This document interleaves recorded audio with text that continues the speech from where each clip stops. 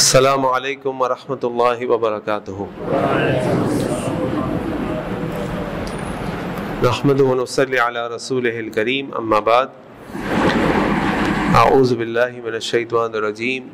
وقال اللہ تعالی نحن نقص علیک احسن القصص بما اوحینا الیک ھذا القرآن رب اشرح لی صدری ویسر لی امری واحلل عقدۃ من لسانی یفقہوا قولی سبحانک لا علم لنا الا ما علمتنا انک انت العلیم الحکیم۔ اللہم ارنا الحق حقا وارزقنا اتباعہ وارنا الباطل باطلا وارزقنا اجتنابہ، آمین یا رب العالمین۔ انشاءاللہ آج سے ہم ایک نئی سیریز کا آغاز کر رہے ہیں جس کا نام ہے قصص القرآن، یعنی قرآن کریم میں جو اللہ تعالیٰ نے قصے بیان کیے ہیں اس کا بیان ہوگا انشاءاللہ۔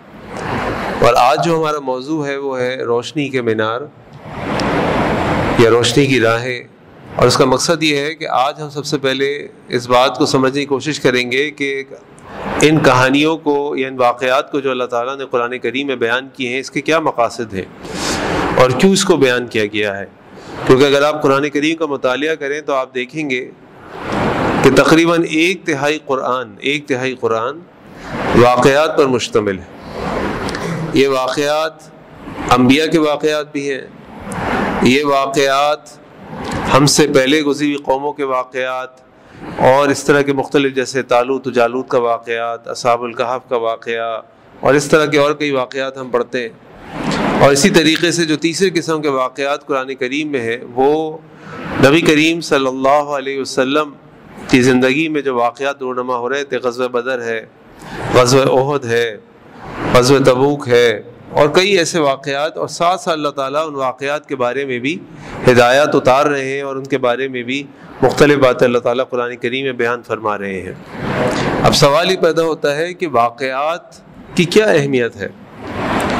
اگر آپ واقعات کی اہمیت کو سمجھنا چاہتے ہیں تو ذرا غور کریں اور سوچیں کہ کبھی آپ نے زندگی میں کوئی ایسی کہانی پڑھی ہو، کوئی ایسا فلم یا ڈرامہ دیکھا ہو کہ جس کو دیکھ کے انسان بڑا غمگین ہو جاتا ہے، یا بعض اوقات تو لوگوں کی آنکھوں سے آنسو نکل آتے ہیں، بعض اوقات انسان کو اس شخص سے بڑا غصہ آتا ہے جو اس کہانی کے اندر یا اس فلم یا ڈرامے کے اندر کسی پہ ظلم کر رہا ہو یا زیادتی کر رہا ہو، اور انسان کہتا ہے اس کو چھوڑوں گا نہیں، مجھے مل گیا کہیں۔ کیوں؟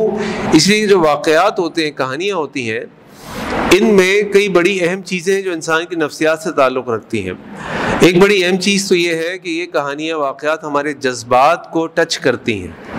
اس لیے ہم دیکھتے ہیں کہ کوئی چیز ہم پڑھتے ہیں، کوئی چیز ہم سنتے ہیں، کوئی چیز ہم دیکھتے ہیں تو اس کا اثر ہمارے دل و دماغ میں ہونے لگتا ہے۔ بعض اوقات غصہ آتا ہے، بعض اوقات ان واقعات کو سن کر افسوس ہوتا ہے، بعض اوقات ان واقعات کو سن کر آنسو نکل آتے ہیں، بعض اوقات ان واقعات کو سن کر ہماری ہمت بڑھ جاتی ہے، ہمارے جذبے جوان ہو جاتے ہیں، اور بعض اوقات ہم خوش بھی ہو جاتے ہیں، کچھ ایسے واقعات بھی ہوتے ہیں مسکراہٹیں بھی آ جاتی ہیں۔ تو ایک چیز تو یہ کہ جب انسان واقعات اور کہانیوں کو پڑھتا ہے تو وہ اس کے جذبات کو ٹچ کرتی ہیں۔ دوسری بات یہ ہے کہ کہانیاں جب انسان یا واقعات سنتا ہے تو واقعات اس کو یاد رہ جاتے ہیں۔ میں آپ کے سامنے ایک فلسفیانہ تقریر کروں 10 منٹ کی، آپ اس میں سے شاید ہی 1-2 باتیں یاد رکھ پائیں گے، لیکن اگر میں آپ کو 20 منٹ طویل ایک قصہ سنا دوں تو آپ اس میں سے 10 یا 12 منٹ کا قصہ یاد کر لیں گے، آپ کو ذہن میں آ جائے گا۔ تو یہ انسان کی نفسیات ہے جو اللہ تعالیٰ نے ایسے بنائی ہے۔ تیسرا فائدہ ان واقعات اور کہانیوں کا یہ ہوتا ہے کہ کہانیاں یا واقعات جو ہے وہ کسی بات کو سمجھانے میں بہت آسانی پیدا کر دیتی ہیں۔ اگر میں نے آپ کے سامنے وعدے کی اہمیت پہ درس دیا اور میں نے آپ کے سامنے نبی کریم صلی اللہ علیہ وسلم کے وعدے پورا کرنے کے واقعات، صحابہ کے وعدے پورے کرنے کے واقعات بیان کیے تو اس سے آپ کو اندازہ ہو گیا کہ جی یہ وعدے کی اہمیت کتنی اہمیت ہے۔ تو میں آپ کو بولتا رہتا وعدے کی یہ اہمیت ہے، یہ اہمیت ہے، یہ اہمیت ہے، میں نے آپ کو واقعہ سنایا اور آپ کو اسے اندازہ ہو گیا کہ اللہ کے نبی صلی اللہ علیہ وسلم کے لیے ایک وعدہ چاہے وہ کافری سے کیوں نہ کیا گیا ہو کتنی اہمیت ہوتی ہے۔ تو یہ وعدے کی بڑی اہمیت ہے۔ تو ان واقعات کے ذریعے آپ اس بات کو بڑی آسانی سے، اس پیغام کو بڑی آسانی سے لوگوں کے اذہان و قلوب تک، یعنی ذہن اور دل و دماغ تک پہنچا سکتے ہیں۔ اور اسی طرح یہ جو واقعات و کہانیاں ہوتی ہیں انسان کو سوچنے اور عمل کرنے میں مدد دیتی ہیں۔ لیکن یہ یاد رکھیں کہ جو واقعات اور کہانیاں ہم اپنی عام زندگی میں پڑھتے ہیں، چاہے وہ کتابیں لکھی ہوئی ہوں جس کو ہم انگلش میں فکشن کہتے ہیں، چاہے وہ رومانوی ہوں، چاہے وہ ڈراؤنے ہوں، چاہے وہ تاریخ کے متعلق ہو، وہ واقعات جو انسانوں نے لکھے ہیں ان کا کوئی موازنہ نہیں ان واقعات سے جو اللہ تعالیٰ نے قرآن کریم میں بیان کیے۔ اس کا معیار، اس کے فوائد، اس کا لیول ہی دوسرا ہے، اور وہ میں آپ کے سامنے رکھتا ہوں کہ قرآنی واقعات میں اور عام جو واقعات ہیں ان میں کیا فرق ہوتا ہے۔ سب سے پہلی چیز تو یاد رکھیں، جو قرآنی واقعات ہوتے ہیں وہ سچے ہوتے ہیں، وہ سچے ہوتے ہیں، وہ جھوٹے نہیں ہوتے، وہ خامخواہ بنائے ہوئے نہیں ہوتے، وہ سچے واقعات ہوتے، چاہے وہ اصحاب الکہف کا واقعہ ہو، چاہے وہ یوسف علیہ السلام کا واقعہ ہو، چاہے وہ خضر علیہ السلام موسیٰ علیہ السلام کی ملاقات کا واقعہ ہو، کوئی بھی واقعہ ہو جو قرآن کریم کے اندر ہے وہ سچ ہوتا ہے، وہ جھوٹ نہیں ہوتا۔ ایک بات۔ دوسری بات یہ کہ جو قرآنی واقعات ہوتے ہیں وہ سبق آموز ہوتے ہیں، اور ان کے جو اسباق ہیں، ان کے جو فوائد ہیں، وہ کسی ایک وقت کے لیے مقرر نہیں ہوتے، بلکہ قیامت تک کے لیے آپ ان واقعات سے فائدے اٹھا سکتے ہیں۔ ہر انسان ہر علاقے میں ہر دور میں اس سے فائدہ اٹھا سکتا۔ مثال پیش کرتا ہوں میں آپ کے سامنے، سورہ یوسف بڑی مشہور سورت ہے، اور اس سورت کے اندر اللہ تعالیٰ کی طرف سے اتنے سارے حکمت کے خزانے موجود ہیں، اتنے ہمارے لیے فوائد موجود ہیں کہ ہر عالم، ہر مدرس آپ کے سامنے آتا ہے، اس کے واقعات کو آپ کے سامنے رکھتا ہے، اس سورت کی تفسیر کو آپ کے سامنے رکھتا ہے، ہر دفعہ ایک نئے انداز سے آپ کے سامنے پیش کرتا ہے۔ جبکہ یہ سب سورت نازل ہوئی تو ایک خاص موقع تھا، یعنی نبی کریم صلی اللہ علیہ وسلم کی زندگی کا ایک بڑا خاص موقع تھا۔ نبی کریم صلی اللہ علیہ وسلم مکے میں تھے، تقریباً 10 سال گزر چکے تھے، نبی کریم صلی اللہ علیہ وسلم کی دعوت بہت آگے جا رہی تھی، قریش مکہ ہر قسم کے ظلم ستم کر چکے تھے، آپ کو ٹارچر کر چکے تھے، آپ کے صحابہ کو شہید کر چکے تھے، آپ پہ جسمانی تشدد کر چکے تھے، آپ کو مکے سے نکال کر 3 سال تک نبی کریم صلی اللہ علیہ وسلم نے اس شیب ابی طالب پہ 3 سال گزارے، جہاں پہ ہر قسم کا تعلق مکے والوں سے ممنوع کر دیا گیا تھا۔ یہ سب ہو چکا تھا۔ اب صورتحال یہ تھی کہ اللہ کے نبی صلی اللہ علیہ وسلم کی جو انٹرنل سپورٹ تھی، یعنی آپ صلی اللہ علیہ وسلم کو گھر سے جو سپورٹ ملتی تھی وہ اماں خدیجہ کی تھی رضی اللہ عنہا، اور اماں خدیجہ کا انتقال ہو گیا۔ جو نبی کریم صلی اللہ علیہ وسلم کو ایکسٹرنل سپورٹ ملتی تھی سوسائٹی میں کہ کوئی ان کو ہاتھ نہیں لگا سکتا، وہ کس کی تھی؟ مکہ میں کس کی تھی؟ وہ بتائیے۔ وہ ابو طالب کی تھی۔ ابو طالب کا بھی انتقال ہو گیا۔ انٹرنل سپورٹ بھی چلی گئی، ایکسٹرنل سپورٹ بھی چلی گئی۔ اب نبی کریم صلی اللہ علیہ وسلم طائف کی طرف گئے کہ طائف والوں کو مکے والے تو اب رہنے نہیں دے رہے تھے، مستقل تنگ کیا ہوا تھا، ایک پریشان کیا ہوا تھا۔ اللہ کے نبی صلی اللہ علیہ وسلم طائف چلے گئے کہ طائف جائیں، ان کو دعوت دے دین کی، لیکن انہوں نے بھی اس دین کی دعوت کا مذاق اڑایا۔ اللہ کے نبی صلی اللہ علیہ وسلم واپس آئے اور پھر اللہ تعالیٰ نے سورہ یوسف اتاری۔ اب سورہ یوسف جو ہے، اگر آپ اس کی تفسیر کو پڑھیں، اس پورے یوسف علیہ السلام کے واقعے کو پڑھیں، تو آپ دیکھیں گے کیسے ان کی زندگی میں اپس اینڈ ڈاؤنز ہیں، یعنی اپنے ہی بھائی، اور یہاں نبی کریم صلی اللہ علیہ وسلم کو جو قریش مکہ تنگ کر رہے تھے وہ کون تھے؟ یہ وہی تھے جو ان کو صادق اور امین کہتے تھے، یہ وہی تھے جو ان کے اپنے خاندان اور رشتہ دار والے تھے۔ ابو لہب ان کا چچا تھا، ان کے سامنے پلے بڑھے سب ان کی نیک نامی کا اعتراف کرتے تھے، اور اپنے ہی لوگ آپ کی جان کے در پہ۔ وہ بھائیوں نے کیا کیا؟ یوسف علیہ السلام کو کنویں میں ڈال دیا۔ اللہ تعالیٰ نے اس کنویں سے یوسف علیہ السلام کو نکالا اور نکال کر وزیر کے محل میں پہنچا دیا۔ وہاں پہ پلے بڑھے، پھر وہاں پہ اللہ تعالیٰ نے ایک اور آزمائش کی ان کی، اور وہاں سے پھر وہ جیل کی قید میں چلے گئے، پھر وہاں سے نکلے، پھر وہاں سے نکل کر آئے، پھر وزیر بن گئے، اور پھر ایک وہ وقت آیا کہ وہ 10 بھائی جنہوں نے سازش کی اور یوسف علیہ السلام کو کنویں میں ڈالا، وہی بھائی لائن لگا کے یوسف علیہ السلام سے راشن مانگنے آئے ہیں کہ ہمیں راشن دے دو، ہمارا باپ اور بھائی گھر پر ہے اور ہمیں قحط میں اس راشن کی ضرورت ہے۔ ابھی تسلی تھی نبی کریم صلی اللہ علیہ وسلم کو، یہ تو اس واقعے کے لیے، اس وقت کے لیے ہو گیا، لیکن آج جو سورہ یوسف ہے ہمارے لیے فائدہ مند ہے، بالکل فائدہ مند ہے۔ اتنے فوائد ہیں اس کے اندر. حسد کے بارے میں بات ہو رہی ہے، خوابوں کے بارے میں بات ہو رہی ہے، نظر بد کے بارے میں بات ہو رہی ہے، اخوت کے بارے میں بات ہو رہی ہے، مشکلات کے بارے میں بات ہو رہی ہے، احسان کے بارے میں بات ہو رہی ہے، اللہ کے اوپر توکل کرنے پہ بات ہو رہی ہے. بے شمار فوائد ہیں. اور قیامت تک لوگ دنیا کے ہر کونے میں بیٹھ کر، مقام پر بیٹھ کر، ہر قسم کے معاشرے کے اندر سے سورہ یوسف کے اندر سے اپنے لیے فوائد نکال سکتے ہیں. جو قرآنی واقعات ہیں یہ سبق آموز ہیں. یہ ایک سبق نہیں ہے، یہ سبق ہر وقت آپ کو حاصل ہوتے رہیں گے. اس لیے آپ دیکھتے ہیں کہ کتنے موضوع ہم بات کرتے ہیں، کتنے موضوعات پہ ہم بات کرتے ہیں، مدرسین، خطباء، علماء، لیکن کبھی سورہ یوسف کا حوالہ دے رہے ہیں اسی بات کو مضبوط کرنے کے لیے، کبھی سورہ کہف کا حوالہ دے رہے ہیں، کبھی کسی واقعے کا حوالہ دے رہے ہیں. ہر واقعے کے اندر، ہر مسئلے کے اندر، ہر موضوع کے اندر آپ کو قرآن کریم کے حوالے اور واقعات مل جاتے ہیں. تو جو قرآنی واقعات ہیں وہ سبق آموز ہیں اور قیامت تک اس کے اندر اسباق اور فوائد موجود ہیں. پھر جو قرآنی واقعات ہیں اس کے اندر جتنی تفصیلات ہوتی ہیں وہ بامقصد ہوتی ہیں. آپ نے آدم علیہ السلام اور ابلیس کے واقعات پڑھے. آدم علیہ السلام کو اللہ تعالیٰ نے جب جنت میں بھیجا تو آدم علیہ السلام سے کہا دیکھو آدم اس جنت میں رہو، تمہاری بیوی رہے، لیکن بس اس درخت کے پاس مت جانا، یہ درخت ممنوع ہے. شیطان آیا، فوسوس لہما الشیطان، شیطان نے ان دونوں کو ورغلایا اور وہ دونوں اس درخت کے پاس چلے گئے، اس کا پھل کھا لیا.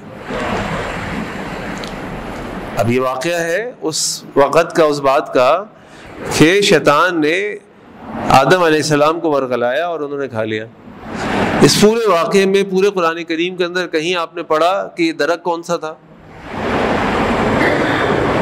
کس چیز کا درخت تھا؟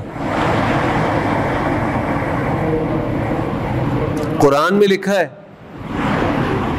چچا عبدالرشید قرآن میں لکھا ہے کس چیز کا تھا درخت؟ نہیں لکھا ہو. کون سا پھل کھایا تھا؟ نہیں لکھا ہو. کیا وزن تھا اس کا؟ نہیں لکھا. کیا رنگ تھا اس کا؟ کیا کہتے تھے لوگ اس کو؟ ان تفصیلات، یہ تفصیلات آپ کو قرآن میں نہیں ملے گی. یوسف علیہ السلام کا پورا واقعہ آ گیا، کون سے دور کا ہے؟ قرآن میں نہیں لکھا ہو. اصحاب الکہف کا واقعہ آیا، وہ نوجوان تھے، ان کے علاقے میں شرک ہوتا تھا، انہوں نے کہا ہم شرک کا حصہ نہیں بنیں گے. وہ وہاں سے نکل پڑے، جا کے انہوں نے غار میں پناہ لے لی. اس غار میں پناہ لینے کے بعد 300 سال کے بعد اللہ تعالیٰ نے ان کو اٹھایا، وہ بستی میں چلے گئے. وہاں پہ پھر واپس آئے اور سارا واقعہ پھر اللہ تعالیٰ نے ان کو سلا دیا. کہاں تھا وہ غار؟ قرآن میں نہیں لکھا ہوا. کس زمانے کی بات ہے؟ نہیں لکھا ہوا. کون سے علاقے میں گئے؟ نہیں لکھا ہوا. کس بادشاہ کا دور تھا؟ نہیں لکھا ہوا. اس بادشاہ کا نام تھا؟ نہیں لکھا ہوا. پھر جب 300 سال کے بعد اٹھے پھر کس علاقے میں تھے، ادھر کون سی سلطنت تھی؟ نہیں لکھا ہوا. کیونکہ یہ بے مقصد تفصیلات ہیں. لیکن ہماری عادت ہے، ہم آج بھی ان چیزوں کے پیچھے پڑے ہوئے. آج سے کچھ عرصے پہلے تک نیسلے کا جو ایپل جوس آپ پیتے تھے، ایپل جوس، اس پہ لکھا ہوتا تھا کہ یہ وہ فوربڈن فروٹ ہے، یہ وہ فروٹ ہے جو اللہ تعالیٰ نے منع کیا تھا. ان کی بائبل میں لکھا ہوا، جو انہوں نے ڈالا ہوا، ہمارے قرآن میں نہیں لکھا ہوا. اور یہ باتیں اس بات کی طرف ہمیں توجہ دلاتی ہیں کہ ہماری جو توجہ ہونی چاہیے وہ مقصد کی طرف ہونی چاہیے. اب وہ کسی درخت کا بھی تھا، اس سے کیا فرق پڑے گا؟ اصل مقصد کیا ہے اس واقعے میں؟ اصل چیز ہمارے لیے کیا ہے کہ اللہ نے اگر منع کر دیا کسی چیز کو، اس کے قریب نہیں جانا. اور شیطان تمہارا ازلی دشمن ہے، یہ تمہیں ورغلائے گا، وسوسے ڈالے گا اور تمہیں اللہ کی نافرمانی کی طرف لے جائے گا. اس قسم کی کوئی تفصیلات آپ کو نہیں ملیں گی. اللہ تعالیٰ نے قرآن میں کہا کہ وہ ایک نوجوان تھا، رجل من آل فرعون، وہ جو آل فرعون میں سے ایک نوجوان تھا، وہ اٹھا اور اس نے جا کے موسیٰ علیہ السلام کو بتایا کہ وہ تمہاری لیے بات چیت کر رہے ہیں، تیاری کر رہے. یا جو ہے وہ دربار میں کھڑے ہو کے بولا کہ تم اتقتلون رجلا یقول ربی اللہ، تم ایک شخص کو قتل کر دو گے صرف اس بات کے اوپر وہ کہتا ہے کہ اللہ میرا رب ہے. اس بندے کا نام نہیں، اس کا خاندان نہیں، اس کا قبیلہ نہیں، کچھ نہیں بتایا اللہ تعالیٰ نے. کیوں؟ کیونکہ بے مقصد ہے. یہ ہمارے شوق ہے کہ ہم اپنے ٹائم ضائع کرتے ہیں تفصیلات کے اوپر، وہ کون تھا، وہ کتنے قدم چلا، اس کے باپ کا کیا نام تھا، اس کی ماں کا کیا نام تھا، اس کے قبیلے کا کیا نام تھا، اس سے پہلے وہ کیا کرتا تھا، اس کے بعد وہ کیا کرتا تھا، اور وہ جو اصل مسئلہ تھا اس کو ہم بھول جاتے ہیں۔ قرآنی واقعات میں آپ کو تفصیلات نہیں ملیں گی، قرآنی واقعات میں آپ کو وہ تفصیلات ملیں گی، وہ تفصیل ملے گی جو آپ کے کام کی ہوگی۔ یہ قرآن کا اعجاز ہے، معجزہ ہے۔ اسی طرح قرآنی واقعات میں یہ بھی یاد رکھیں کہ فائدہ انہی لوگوں کو ملے گا جو اس سے فائدہ حاصل کرنا چاہتے ہیں، جو اولو الالباب ہیں، ہر کسی کو نہیں ملے گا۔ اس لیے ہم اتنی دفعہ قرآن پڑھتے ہیں، کچھ نہیں ہوتا، ہم کو اثر ہی نہیں ہوتا، فرق ہی نہیں پڑتا، سمجھ ہی نہیں پڑتی کہ اللہ تعالیٰ نے ہر جمعے کے دن یعنی ہر ہفتے میں ایک دفعہ سورہ کہف پڑھنے کا ہمیں کیوں توجہ دلائی کہ اس کو پڑھو، اس میں اجر ہے۔ اور اس سورہ کہف کو اللہ تعالیٰ نے پورے قرآن کے مڈل میں رکھا۔ اب ہم پڑھتے ہیں، اس کے اندر 4 بڑے اہم واقعات ہیں۔ اصحاب الکہف کا واقعہ ہے، ان 2 دوستوں کا، باغ والوں کا واقعہ ہے، پھر موسیٰ اور خضر کا واقعہ ہے، پھر ذوالقرنین کا واقعہ ہے۔ پڑھتے ہو نکل جاتے ہیں، پڑھتے ہو نکل جاتے ہیں، اس لیے کہ غور و فکر ہی نہیں کرتے۔ سوچے تو صحیح کہ اللہ تعالیٰ نے یہی سورت پڑھنے کو کیوں کہا، کوئی اور کیوں نہیں پڑھنے کو کہا؟ سورہ یوسف کیوں نہیں کہا، سورۃ البقرہ کیوں نہیں کہا ہر جمعے پڑھا کرو؟ کیوں؟ کیونکہ اس سورت کے اندر علماء لکھتے ہیں، ہمیں تو یہ کہا کہ بھئی یہ سورت پڑھو، اس سورت کو پڑھنے کا یہ اجر ہے۔ اب علماء جب غور و فکر کرتے ہیں تو فوائد نکالتے ہیں۔ اس کے اندر جو 4 واقعات ہیں، وہ چاروں واقعات کا ہر انسان کی زندگی سے بڑا گہرا تعلق ہے۔ ایک فتنہ ایمان کے اوپر ہے جو اصحاب الکہف کا واقعہ ہے کہ اگر تمہیں ایمان کی آزمائش آ جائے تم نے کیا کرنا ہے۔ ایک فتنۃ المال ہے کہ اگر تمہیں اللہ مال دے دے تو تم نے کیا کہنا ہے کہ مال میں نے کمایا، یہ میری عقل تھی، یا ھذا فضل اللہ، اللہ کا فضل ہے۔ تیسرا واقعہ خضر اور موسیٰ علیہ السلام کا، یہ فتنہ علم ہے کہ انسان کا علم جو ہے نا وہ اتنا اللہ نے دیا ہے، اللہ تعالیٰ کی جو حکمتیں ہم اس تک نہیں پہنچ سکتے، جو اللہ نے سمجھا دی سمجھ آ گئی ٹھیک ہے، لیکن اللہ کے ہر حکم کے اندر جو ہے وہ فائدہ ہے۔ اور نمبر 4 فتنہ اقتدار، فتنہ طاقت، کہ جب انسان کو اللہ تعالیٰ طاقت دے دے، اقتدار دے دے، تو اس نے اس طاقت اقتدار کا کیسے استعمال کرنا ہے جو ذوالقرنین نے کیا۔ تو اس نے کہا مجھے کچھ نہیں چاہیے، بس تم مجھے یہ دے دو، یہ میرے رب کی طرف سے کافی ہے جو میرے پاس۔ اب انسان غور و فکر کرے تو خود سوچ سکتا ہے کہ روز میرا ایمان کا ٹیسٹ ہوتا ہے، فجر کی نماز کے وقت، کاروبار کے وقت، رشتہ داریاں نبھاتے وقت اور معاملات کرتے وقت۔ روز میرے مال کا ٹیسٹ ہوتا ہے، چاہے میرے پاس 1 کروڑ روپے ہوں یا 1000 روپے ہوں۔ انسان 1000 روپے سے بھی تو گناہ کر سکتا ہے، غلط خرچ کر سکتا ہے۔ روز میرے علم کا ٹیسٹ ہوتا ہے کہ میں لوگوں سے لڑتا ہوں، جھگڑتا ہوں، غلطیاں کرتا ہوں، گناہ کرتا ہوں، علم حاصل کروں تاکہ میری زندگی میں بہتری آئے۔ اور روز انسان اپنے طاقت کے نشے میں، گھمنڈ میں گم ہوتا ہے۔ وہ طاقت ضروری نہیں ہے کہ آپ پاکستان کے وزیر اعظم یا صدر بن جائیں یا کوئی وزیر بن جائے، آپ اپنے گھر کے تو صدر بنے ہوئے ہیں نا، اس کا تو اقتدار ہے آپ کے پاس۔ چلیے اس کا نہ ہو، گھر پہ کوئی نہ مانتا ہو آپ کو، اپنے 6 فٹ کا تو ہے، اس کو چلا لیں اللہ کی مرضی کے مطابق۔ تو جو اس لیے اللہ تعالیٰ نے قرآن میں فرمایا لَقَدْ كَانَ فِي قَصَصِهِمْ عِبْرَةٌ لِأُولِي الْأَلْبَابِ، یقیناً ان واقعات کے اندر عبرت ہے ان لوگوں کے لیے اولو الالباب، جو عقل رکھنے والے۔ اور ایک اور مقام پہ اللہ تعالیٰ نے فرمایا إِنَّ فِي ذَلِكَ لَذِكْرَىٰ، بے شک اس کے اندر نصیحت ہے، کس کے لیے؟ لِمَنْ كَانَ لَهُ قَلْبٌ، جن کے بعد دل ہے، لمن کان لہ قلب او القى السمع وهو شہید، یا وہ غور سے سنتے ہیں، جب بات ہو رہی ہوتی ہے، ذکر ہو رہا ہوتا ہے، علم کی بات ہو رہی ہوتی ہے تو وہ غور سے سنتے ہیں اور وہ ان کا دل و دماغ وہاں حاضر ہوتا ہے۔ یہ ان کے لیے نصیحت ہے، اس میں ان کے لیے فائدہ ہے۔ اگر اس نیت اور اس سوچ اور اس جذبے کے ساتھ قرآن کو پڑھیں گے، قرآن کو سنیں گے، قرآن کو سمجھیں گے تو یہ قرآن آپ کو فائدہ دے گا۔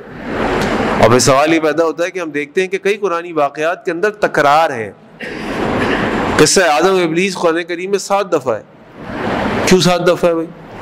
موسیٰ علیہ السلام کے واقعات ہر تھوڑی دیر کے بعد آ جاتے ہیں، فرعون کے ساتھ مکالمہ کئی دفعہ ہے، اور آپ دیکھیں گے کہ ہر دفعہ اس کے بھی کچھ وجوہات ہیں جو علماء نے لکھی۔ نمبر 1 اس کے اندر ایک وجہ ہے کہ جس واقعے کی اہمیت زیادہ ہوتی ہے اس واقعے کو اللہ تعالیٰ بار بار تکرار کرتے ہیں اس کی. تو اگر ایک چیز کا بار بار ذکر ہو رہا ہے تو سوچیں کیوں ذکر ہو رہا ہے, کوئی نہ کوئی وجہ ہوگی. نمبر 1. نمبر 2, اس کے ذریعے اللہ تعالیٰ ہمارے دلوں کو اطمینان اور مضبوط کرنا چاہتے ہیں. انسان کی زندگی میں بہت سارے مسائل ہیں, وسوسے ہیں, فتنے ہیں, آزمائشیں ہیں. یہ واقعات ہم پڑھتے ہیں, ہماری ہمت بڑھتی ہے. نمبر 3, ان واقعات کے ذریعے آپ کو قرآن کی بلاغت, جو زبان کے جاننے والے ان کو اندازہ ہوتا ہے کہ اللہ تعالیٰ اگر قصہ آدم ابلیس کو 7 دفعہ بیان فرما رہے ہیں, ہر دفعہ اللہ تعالیٰ ایک الگ اسلوب سے بیان فرما رہے ہیں, الگ الفاظ سے بیان فرما رہے ہیں, الگ انداز سے بیان فرما رہے ہیں, کہ جس سے جو پڑھنے والا ہے اس کو بوریت بھی نہیں ہوتی. پڑھنے والا ہے وہ بھی کہتا ہے کہ یار کیا بلاغت ہے, اللہ اکبر. قرآن کریم کے اندر تعالیٰ ہر دفعہ اس واقعے کو لے کے آ رہے ہیں, ایک نئے انداز سے پیش کر رہے ہیں. اور نمبر 4, جب حالات اور واقعات کی ضرورت ہوتی ہے, جیسے قرآن کریم نازل ہو رہا تھا, اللہ کے نبی صلی اللہ علیہ وسلم صحابہ کے سامنے تلاوت کرتے تھے, واقعات بار بار ہو رہے تھے, تو بار بار ان کو ضرورت تھی, اور ہمیں بھی ضرورت ہے. ہم بھی بہت کمزور ایمان والے ہیں, ہمارے اوپر بھی بہت سارے آزمائش فتنے ہیں, تو ہمیں بھی ان واقعات کو بار بار پڑھنے کی ضرورت ہے, جس کے ذریعے سے ہمارے ایمان کی آبیاری ہوتی ہے, ہمارا ایمان مضبوط ہوتا ہے, ہم اللہ تعالیٰ کی فرما برداری میں اور آگے بڑھنے کی کوشش کرتے ہیں. تو ان قرآنی واقعات کی بڑی اہمیت ہے اور اس کے فوائد ہیں, اور اس کو سمجھنے کی ضرورت ہے. جو اللہ تعالیٰ نے 1/3 قرآن واقعات کی صورت میں نازل فرمایا, تو اس کو یقین ہمیں غور و فکر کرنے کی ضرورت ہے. اس سیریز کے لیے ہمارے لیے جو کتاب جس کو ہم استعمال کریں گے, اس کتاب کا نام ہے قصص القرآن, اور یہ کتاب لکھی ہے امام ابن کثیر رحمہ اللہ نے. قصص جمع ہے قصے کی, اور جو قصص ہے یہ جمع نہیں ہے, یہ واحد ہے, مصدر ہے. قصص القرآن ایک قصے کی بات ہو رہی. قصص القرآن, قرآن کے اندر جو واقعات ہیں یعنی قصے ہیں, یہ جمع ہے. نمبر 1. نمبر 2, اسماعیل بن عمر بن کثیر ابن کثیر کا اصل نام ہے, اور یہ 701 ہجری میں برسا میں پیدا ہوئے, جو آج سیریا کے اندر, شام کے اندر موجود ہے, اور 774 ہجری میں دمشق میں امام ابن کثیر رحمہ اللہ کا انتقال ہوا. امام ابن کثیر نے بے شمار کتابیں لکھی ہیں, لیکن ان کی 2 کتابیں بڑی مشہور ہیں. ایک ان کی کتاب ہے تاریخ کی کتاب البدایہ والنہایہ, یعنی اس کائنات کی تخلیق سے لے کر قیامت تک کے جتنے واقعات ہیں انہوں نے اس اپنی کتاب البدایہ والنہایہ میں جمع کر دی ہیں. اور اسی طرح ان کی جو دوسری بہت بڑی جو کنٹریبیوشن ہے, جو کتاب ہے, وہ ہے تفسیر ابن کثیر. اور تفسیر ابن کثیر جو ہے نا, اپنے بعد آنے والی تمام تفاسیر کی ہے, ماں ہے. جتنی تفاسیر کہا جاتا ہے ابن کثیر کے بعد لکھی گئی, ان سب کی جو بنیاد ہے وہ تفسیر ابن کثیر ہے. ان کے استادوں میں ابن تیمیہ رحمہ اللہ, جن سے انہوں نے عقیدہ اور فقہ سیکھا, ابن المفلح جن سے انہوں نے فقہ سیکھا, اور اسی طرح ابن فرقہ جس سے انہوں نے حدیث سیکھا. اور اسی طرح ان کے جو شاگرد ہیں وہ بھی بہت بڑے بڑے بے شمار شاگرد ہیں, لیکن جو 3 بہت بڑے مشہور شاگرد ہیں وہ ان میں سے ایک ہے ابن حجر العسقلانی رحمہ اللہ, جنہوں نے صحیح بخاری کی شرح فتح الباری لکھی. دوسرے ان کے شاگرد ہیں امام ذہبی رحمہ اللہ, جنہوں نے سیر عالم النبلہ لکھی, تاریخ کی کتاب لکھی جس میں انہوں نے تاریخ کے واقعات لکھے. اور نمبر 3 ابن رجب الحنبلی رحمہ اللہ, یہ بھی ان کے شاگردوں میں سے تھے. تو یہ تعارف میں نے آپ کے سامنے اس لیے پیش کیا کہ یہ کتاب کے اندر 19 واقعات ہیں قرآن کریم کے, جو انشاءاللہ ہم اپنی ہر مجلس میں ایک ایک کر کے آگے بڑھیں گے. جو اگلا واقعہ ہمارا, اس واقعے کا جو اگلا واقعہ ہم یعنی پہلا واقعہ ہم پڑھیں گے, وہ واقعہ ہے اس دنیا میں, اس دنیا کی تخلیق کے بعد جو سب سے پہلا جرم اس دنیا میں ہوا, اس کے اوپر وہ واقعہ ہے جو قرآن کریم میں اللہ تعالیٰ نے ذکر فرمایا. تو انشاءاللہ آنے والی پیر کو 14 اگست کو اگر ہمارا درس ہوا تو انشاءاللہ اس درس میں آپ کے سامنے اس واقعے بات ہوگی. اللہ تعالیٰ سے دعا ہے کہ اللہ تعالیٰ ہمیں قرآن کریم کو پڑھنے, سمجھنے, اس پر عمل کرنے کی توفیق عطا فرمائے. سبحانک اللہم بحمدک اشہد ان لا الہ الا انت استغفرک و اتوب الیک. السلام علیکم ورحمۃ اللہ وبرکاتہ.